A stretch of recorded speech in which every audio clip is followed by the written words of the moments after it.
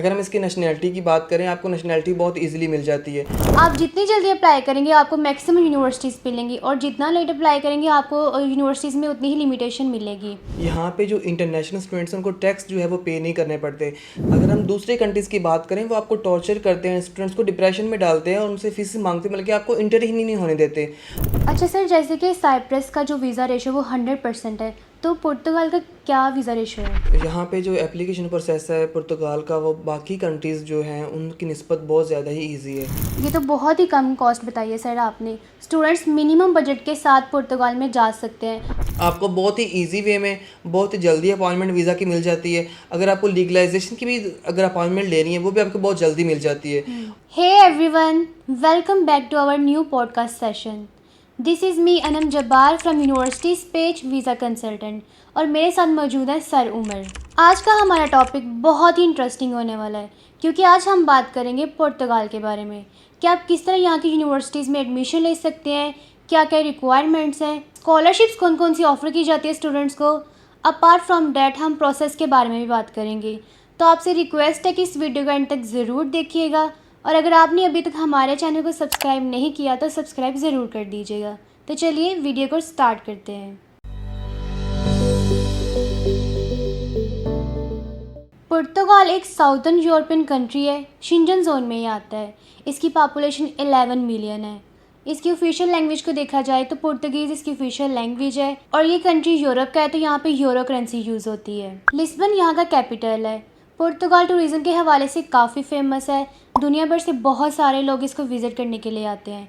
इसकी economy mostly tourism पर base कर रही होती है, तो इससे अंदाज़ा लगाया जा सकता है कि पुर्तगाल कितना खूबसूरत कंट्री है। इसके अलावा पुर्तगाल कार्ड्स की मैन्युफैक्चरिंग करता है और एक्सपोर्ट भी करता है। एग्रीकल्चर का काफ़ी ज़्यादा पार्ट आपको यहाँ पे नज़र आएगा। यहाँ का म्यूज़िक, आर्ट्स और फूड काफ़ी फेमस है। इसके अलावा पुर्तगाल अपने स्टनिंग बीचेस और लेक्स की वजह से भी काफ़ी फेमस है। पुर्तगाल की क्वालिटी ऑफ लाइफ और क्वालिटी ऑफ एजुकेशन बहुत ही अच्छी है। हाँ जी, बिल्कुल। अगर हम इसके बेनिफिट्स और देखें, मीन्स इसके बेनिफिट्स बहुत ज़्यादा हैं इस कंट्री के। इस ईयर में ये कंट्री बहुत जो है टॉपफुल साबित होने वाला है इंटरनेशनल स्टूडेंट्स के लिए। यहाँ पे जो इंटरनेशनल स्टूडेंट्स हैं उनको टैक्स जो है वो पे नहीं करने पड़ते। अगर हम दूसरे कंट्रीज़ की बात करें, वो आपको टॉर्चर करते हैं, स्टूडेंट्स को डिप्रेशन में डालते हैं और उनसे फीस मांगते हैं, बल्कि आपको इंटर ही नहीं होने देते। लेकिन पुर्तगाल में ऐसा सिस्टम नहीं है। आपकी यूनिवर्सिटीज़ जो हैं, आपका जो प्रोफेसर हैं, बहुत ज़्यादा ही फ्रेंडली हैं स्टूडेंट्स के साथ। वो स्टूडेंट्स को खुद कहते हैं आप इंस्टॉलमेंट्स में हमें फ़ी पे कर सकते हैं। अगर आपकी 10 इंस्टॉलमेंट्स की गई तो आपने वो 10 ही के अंदर ही जो है वो कवर अप करना है। यहाँ पे जो स्टूडेंट्स हैं वो फुल हॉर्स जो है वो काम कर सकते हैं। उसके बाद यहाँ की रेजिडेंस परमिट लेना बहुत इजी है। आप अपनी फैमिली को इजीली बुला सकते हैं, कोई इशू नहीं है। अगर आप स्पाउस पे बुलाना चाहते हैं तो आप उनको कोई ना कोई, अगर आप पुर्तगाल में हैं तो नेक्स्ट जो स्टूडेंट है, अगर जो वो पुर्तगाल में आया हुआ है, अपनी फैमिली को जो वो इजीली बुला सकता है। अगर हम इसकी नेशनैलिटी की बात करें, आपको नेशनैलिटी बहुत इजीली मिल जाती है। आपको 3 to 5 ईयर्स में आपकी नेशनैलिटी आपको मिल जाती है। यहाँ पे आपको अपॉइंटमेंट का जो मेन इशू है वो बिल्कुल भी नहीं होता। और ये जो है पुर्तगाल स्टूडेंट्स के लिए बहुत ज़्यादा ही गोल्डन इस दफ़ा कंट्री ये होने वाला है। जी बिल्कुल सर। इसके अलावा यहाँ पे स्टूडेंट्स को टॉप रैंकिंग यूनिवर्सिटीज़ भी मिलती हैं, जहाँ से स्टूडेंट्स अपना 3 से 4 साल का बैचलर्स कर सकते हैं और 1 से 2 साल का मास्टर्स कर सकते हैं। यहाँ की यूनिवर्सिटीज़ में आपको हाई क्वालिटी ऑफ एजुकेशन दी जाती है।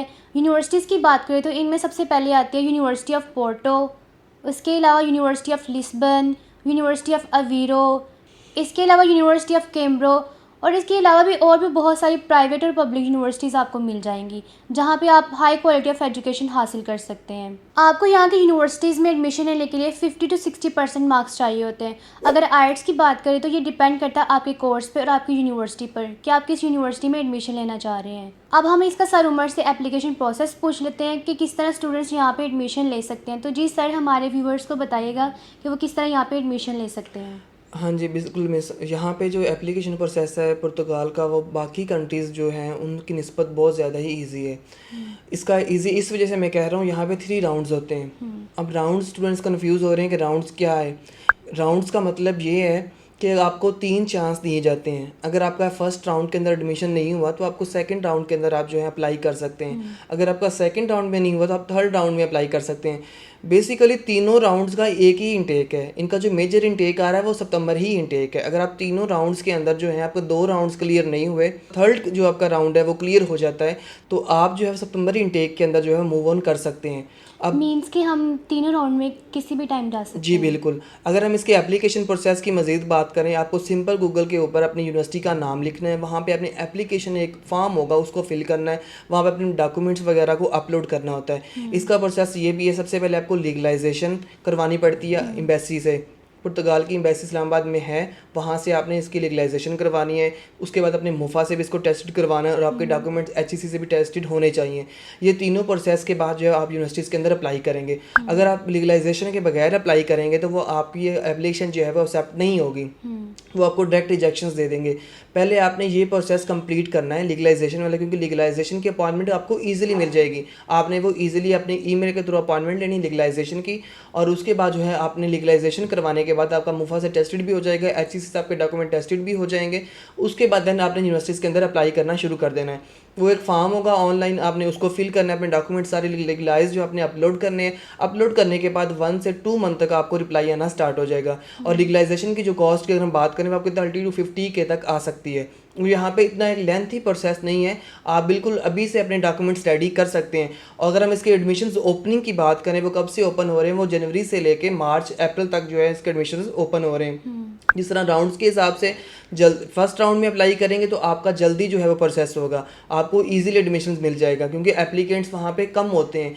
सेकंड राउंड में करेंगे थोड़ा सा रश ज़्यादा हो जाएगा, स्टूडेंट्स ज़्यादा हो जाएंगे, एडमिशन लेना थोड़ा सा मुश्किल हो जाएगा, और वही बात थर्ड राउंड पे उससे ज़्यादा रश हो जाता है। इस वजह से जितनी जल्दी अप्लाई करें उतनी जल्दी ही फ़ायदा है। और प्राइवेट यूनिवर्सिटीज़ की बात करें, उनका भी सेम प्रोसेस है, लीगलाइजेशन वाला, मुफा वाला और HEC वाला।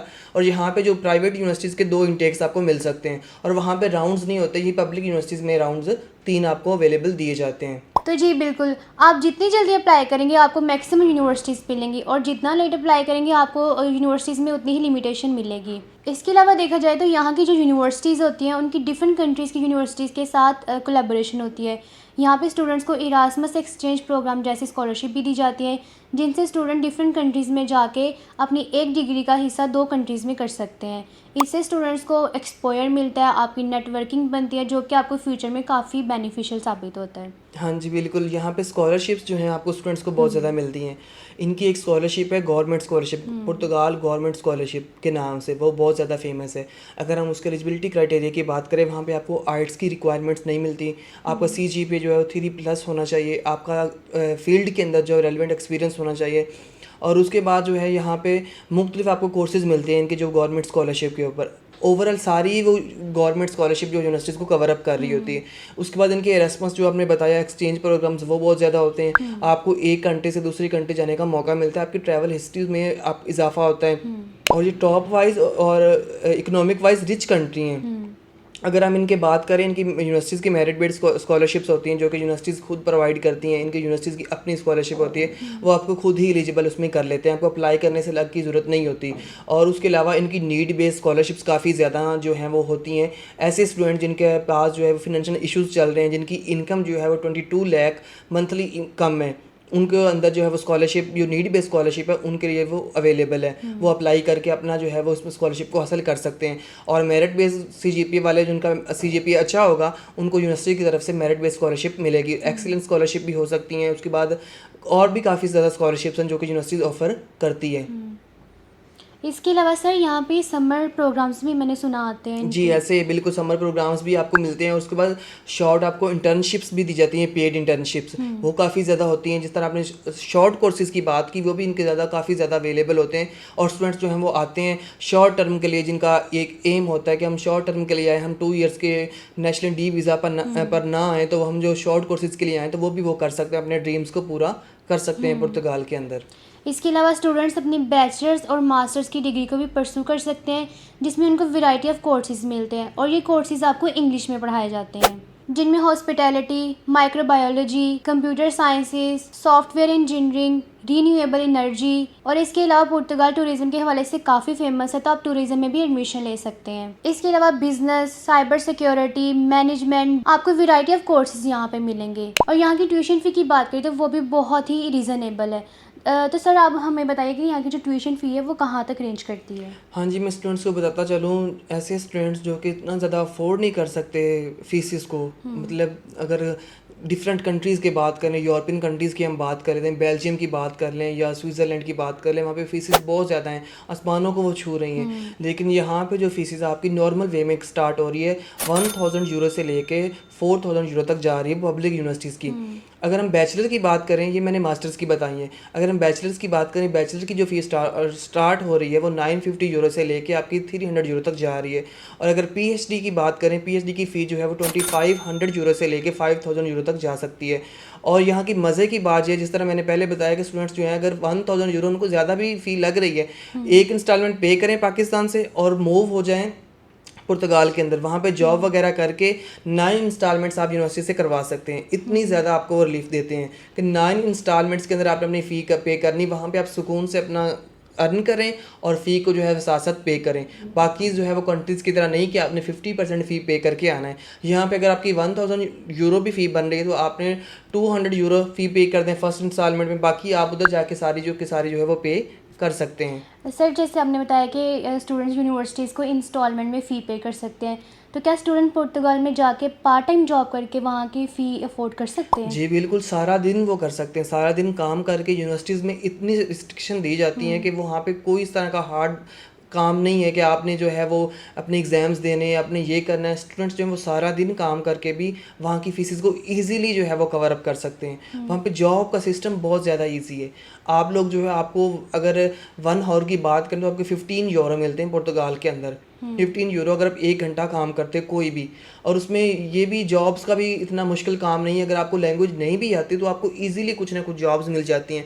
अगर आप लैंग्वेज सीख भी लेते हैं, स्टूडेंट्स अगर सीख लेते हैं तो उनके लिए बहुत ज़्यादा एक ईज़ी जो है वो प्रोसेस बन जाता है, उनको पीआर में ज़्यादा जो है वो इश्यूज़ नहीं होते। तो मतलब फ़ी जो है वो अपनी ईज़िली जो है वो पार्ट टाइम जॉब्स में अपना काम करके उसको कवर कर सकते हैं। जी ऐसा ही है सर, अगर स्टूडेंट्स यहाँ की लोकल लैंग्वेज सीख लेते हैं तो ये उनके लिए प्लस पॉइंट होता है, उनको जॉब भी इजीली मिल जाती है और उनके सर्वाइवल करना भी इजी होता है। अगर हम यहाँ पे लिविंग कॉस्ट की बात करें तो यहाँ पे आपको मंथली जो लिविंग कॉस्ट आती है वो 400 यूरो से लेके 600 यूरो तक होती है, जिसमें आपकी फूड, अकोमोडेशन, ग्रॉसरी और ट्रांसपोर्टेशन भी शामिल होती है। और ये डिपेंड करता है आपके लिविंग स्टाइल पर कि आप अलग से रह रहे हैं या फिर शेयरिंग पे रह रहे हैं। तो सर ये तो हो गया, हमने सारी चीज़ें कवर कर ली, लिविंग कॉस्ट को भी, यूनिवर्सिटीज़ को भी, कोर्सेज़ को भी, यूनिवर्सिटी के एडमिशन को भी। तो अब जी। हमें बताइए कि यहाँ का वीज़ा प्रोसेस है उसका क्या तरीकाकार है? हाँ जी, अगर वीज़ा प्रोसेस की बात करें, वीज़ा प्रोसेस जो है बहुत ही ईज़ी है। अब किस तरह, अगर आपको यूनिवर्सिटी की तरफ से ऑफ़र लेटर मिल गया है, आपने एम्बेसी को मेल करनी है अपॉइंटमेंट के लिए। उनको अपना एडमिशन लेटर आपने सेंड कर देना है। सेंड करने के बाद आपने उनको मेल कर देनी है अपॉइंटमेंट के लिए। जब आपको मेल करेंगे आप एम्बेसी को, तो आपको अपॉइंटमेंट मिल जाएगी 10 डेज़ में या 20 डेज़ के अंदर, या 1 मंथ लग सकता है। जितना ज़्यादा मतलब आप लेट कर रहे हैं या जल्दी एप्लीकेशन प्रोसेस कर रहे हैं तो आपको 20 डेज़ तक लगेंगे। उसके बाद एम्बेसी का रिप्लाई आएगा, आपने अपने सारे डॉक्यूमेंट्स को रेडी करना है। अपने ए टू ज़ेड जितने भी आपके डॉक्यूमेंट्स होंगे, एप्लीकेशन, आपकी फ़ी यूनिवर्सिटी की, आपका पासपोर्ट, आपके रिकमेंडेशन लेटर्स ऑप्शन है ना, लेकिन अच्छा है। उसके बाद आपके इंग्लिश प्रोफिशिएंसी लेटर, आपकी बैंक स्टेटमेंट जो है, यहाँ पे कवर लेटर जो है बहुत ज़्यादा मोस्ट इंपॉर्टेंट लगता है अपने एडमिशन्स के लिए भी और एम्बेसी के वीज़ा के लिए भी। यहाँ पे जो सर बैंक स्टेटमेंट होती है वो कितनी चाहिए होती है? जी, अगर बैंक स्टेटमेंट की बात करें, वो आपका जो है आपकी लिविंग कॉस्ट 1 ईयर की, उसके ऊपर वो मैटर कर रही होती है, और आपकी 1 साल की जो ट्यूशन फ़ी है।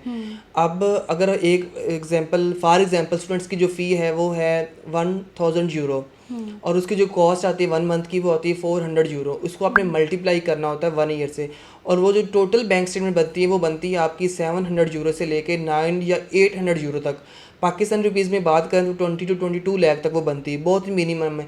अगर बात करें वो कितनी देर तक वो होनी चाहिए आपकी बैंक स्टेटमेंट, आपकी बैंक स्टेटमेंट आपके डिपेंड करती है। आपकी 3 मंथ तक जो है वो ज़्यादा से ज़्यादा जो एम्बेसी की रिक्वायरमेंट्स है कि आपकी 3 मंथ तक जो आपकी बैंक स्टेटमेंट होनी चाहिए पुरानी। फंड्स की बात करें, आपको स्पॉन्सर कौन कर सकता है? आपके मदर, आपके फादर, आपके ब्रदर और आपके अंकल और आपके मामू आंटीज़ वगैरह भी आपको जो है स्पॉन्सर कर सकते हैं पुर्तगाल के अंदर। कोई रिस्ट्रिक्शंस नहीं है बाकी कंट्रीज़ की तरह यूरोपियन के, आपको आपके मदर और सिर्फ फादर ही स्पॉन्सर कर सकते हैं। और बैंक स्टेटमेंट आपकी जो है वो बहुत अच्छे तरीके से बनी होनी चाहिए। अगर उसके बाद टैक्स रिटर्न्स यहाँ पे नहीं जो है वो मैटर कर रहे होते, टैक्स रिटर्न स्टूडेंट्स को नहीं चाहिए बाकी कंट्रीज़ की तरह।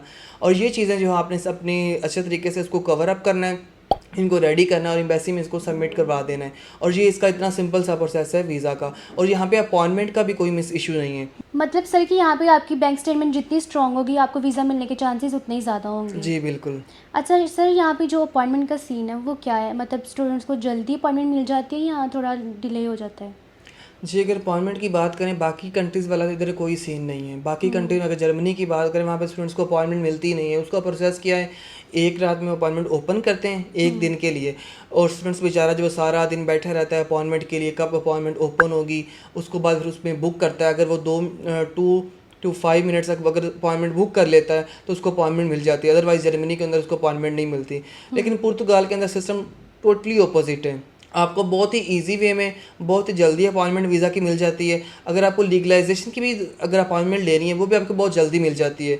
और यहाँ पे अपॉइंटमेंट के सिस्टम की बात करें वो आपको एम्बेसी से लेनी पड़ती है फॉर वीज़ा। और यहाँ पे आपको 20 डेज़ भी लग सकते हैं, 30 डेज़ भी लग सकते हैं अपॉइंटमेंट के लिए। और इतना इशू है ही नहीं यहाँ पे अपॉइंटमेंट का दूसरी कंट्रीज़ की तरह।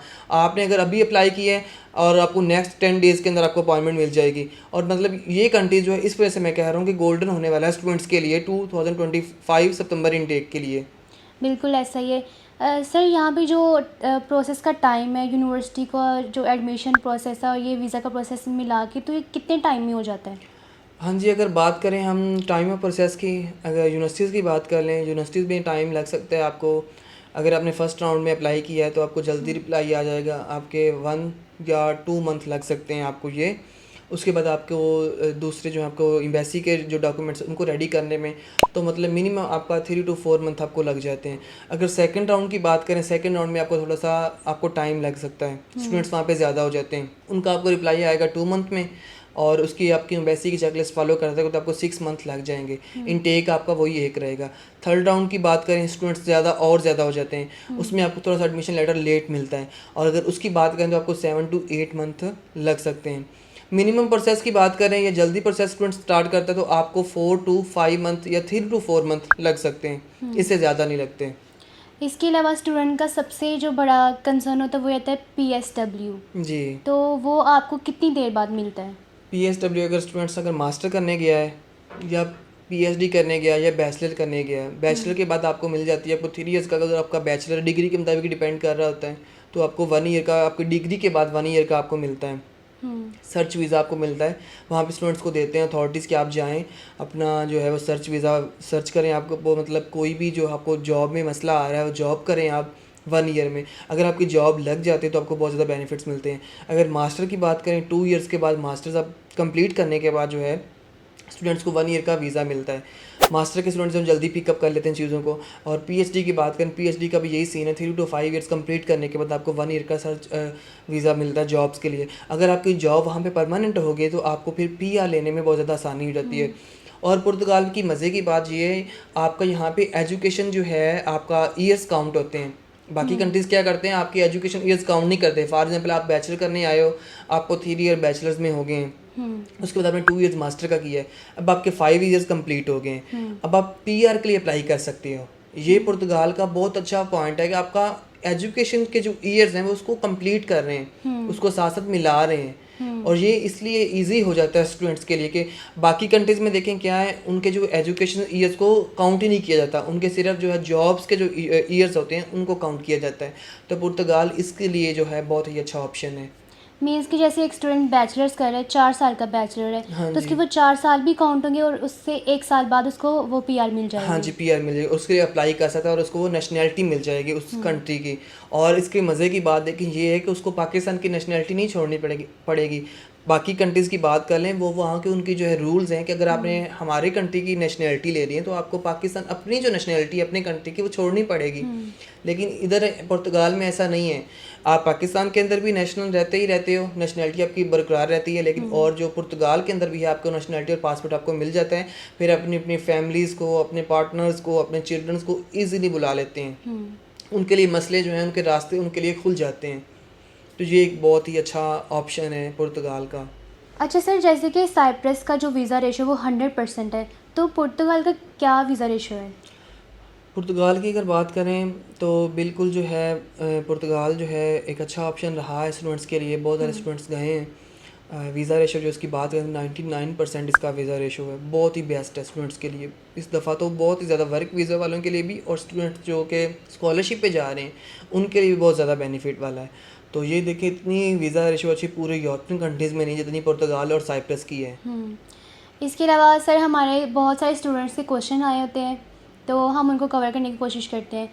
तो हमारे एक स्टूडेंट का जी क्वेश्चन बिल्कुल। था कि अगर कोई स्कॉलरशिप की बेस पे पुर्तगाल जाता है तो वो क्या अपने स्पाउस को साथ लेके जा सकता है हाँ जी, अगर मास्टर पे जा रहा है या पीएचडी पे जा रहा है, मास्टर्स पे? अगर वो मास्टर पे जा रहा है तो वो नहीं लेके जा सकता। बैचलर और मास्टर वालों के लिए इतनी जो है वो नहीं है। अगर हाँ वो पीएचडी पे अगर उसकी स्कॉलरशिप फुली फंडेड लगी हुई है, अगर वो कोई भी बच्चा है वो अपना मैरिड है तो वो अपनी जो है फीमेल अपने पार्टनर्स को अपने बच्चों को लेके जा सकता है। सिर्फ पीएचडी वाला, मास्टर और बैचलर वालों के लिए इतनी जो है वो रिक्वायरमेंट्स नहीं है, वो लेके नहीं आ सकते अपने स्पाउस को। हाँ उनका वो वीज़ा अप्लाई कर सकते हैं, उनका वीज़ा वहाँ से अप्लाई उनको ईजीली हो जाता है।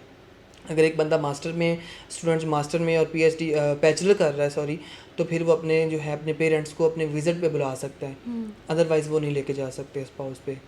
इसके अलावा यहाँ पे जो आर्ट्स है वो मैंडेटरी है? नो मिस, यहाँ पे आइट्स मैंडेटरी नहीं है। स्टूडेंट्स जो हैं वो इस बात पे बिल्कुल भी ना घबराएं कि उनको आइट्स देना पड़ेगा। आइट्स की जो बीमारी जो फैली हुई है हमारे स्टूडेंट्स में वो बहुत ज़्यादा फैली हुई है। जी तो ऐसे यहाँ है। पे आइट्स जो है वो बिल्कुल भी रिक्वायर्ड नहीं है। पर विदाउट आइट्स आपको सबसे ज़्यादा यूनिवर्सिटीज़ मिल जाएंगी। कुछ यूनिवर्सिटीज़ अगर मांग भी रही हैं तो आप आइट्स की जगह कुछ और दे दीजिएगा। आप वो आइट्स वाली यूनिवर्सिटी स्टूडेंट्स जो है चूज़ ही ना करें, अदरवाइज़ जो है आइट्स यहाँ पे रिक्वायर्ड नहीं है। जी बिल्कुल ऐसा ही है।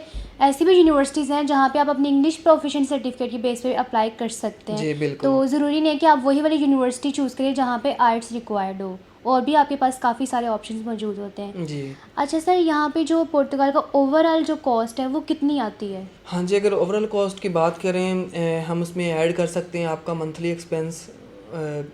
1 ईयर का अकाउंट कर लेते हैं, बैंक स्टेटमेंट को निकाल देते हैं क्योंकि वो तो हमारी यूज़ होती नहीं है। अगर आपकी फ़ी 1000 यूरो तक है, इससे कम भी होती हैं यूनिवर्सिटीज़ जिनकी फ़ी कम होती है, मतलब 700 यूरो 800 यूरो आपके कोर्स पे डिपेंड कर रहा होता है। तो वो आपकी जो टोटल कॉस्ट आ सकती है 2025 सितंबर इनटेक के लिए, वो आपकी 4 to 7 लाख तक आ सकती है। और ये बहुत ही मिनिमम कॉस्ट है मैं समझता हूँ। और स्टूडेंट्स को ये ज़्यादा से ज़्यादा जो है ये कंट्री को चूज़ करना चाहिए और टारगेट करना चाहिए 2025 सितंबर इनटेक के लिए। ये तो बहुत ही कम कॉस्ट बताई है सर आपने। स्टूडेंट्स मिनिमम बजट के साथ पुर्तगाल में जा सकते हैं, और जैसे कि सर ने बताया कि यहाँ पे पीआर मिलना भी बहुत आसान है। आपकी जो स्टडीज़ के टाइम ड्यूरेशन है तो वो भी साथ काउंट हो रहे होते हैं। तो जैसे आप बैचलर्स के लिए जाते हैं तो आपके 4 साल वो काउंट हो रहे होते हैं, और उसके 1 साल बाद आप पीआर के लिए एलिजिबल हो जाते हैं। इसके अलावा यहाँ पे स्टूडेंट्स को स्कॉलरशिप भी दी जाती है, और पार्ट टाइम जॉब करना भी अलो होता है। 30 आवर्स अलो होता है यहाँ पे जॉब करना, जबकि हम बाकी कंट्रीज़ में देखें तो आपको 20 आवर्स या 15 आवर्स अलो होता है। यहाँ भी आपको 30 आवर्स अलो होता है। आप डिफरेंट जॉब्स कर सकते हैं, लाइक रेस्टोरेंट में जॉब कर सकते हैं, फूड डिलीवरी के तौर पे जॉब कर सकते हैं, वेयर हाउसेज़ में जॉब कर सकते हैं। अगर आपके पास कोई स्किल्स हैं तो आप उसके अकॉर्डिंग जॉब कर सकते हैं। जैसे आपके पास कोई आईटी का स्किल है तो आप आईटी के सेक्टर में जॉब कर सकते हैं, बिज़नेस में जॉब कर सकते हैं। आपको यहाँ पे काफ़ी सारी वैरायटी मिलती है जॉब्स में। तो ये डिपेंड करता है आपकी स्किल्स पर कि आपके पास कौन सा स्किल है। तो अगर आपको यहाँ की लोकल लैंग्वेज आती है तो ये आपके लिए बहुत ही प्लस पॉइंट होता है। So this is all from our side. I hope हमने आपके सारे पॉइंट्स को कवर किया होगा और आपको अच्छे से समझ आ गया होगा। मज़ीद अगर आपके इस वीडियो से रिलेटेड कोई भी क्वेश्चन है तो आप हमसे पूछ सकते हैं, हम आपको गाइड करेंगे। मिलते हैं इस तरह की मज़ीद इंफॉर्मेटिव वीडियो के साथ, तब तक दे हमें इजाज़त। शुक्रिया, अल्लाह हाफिज़।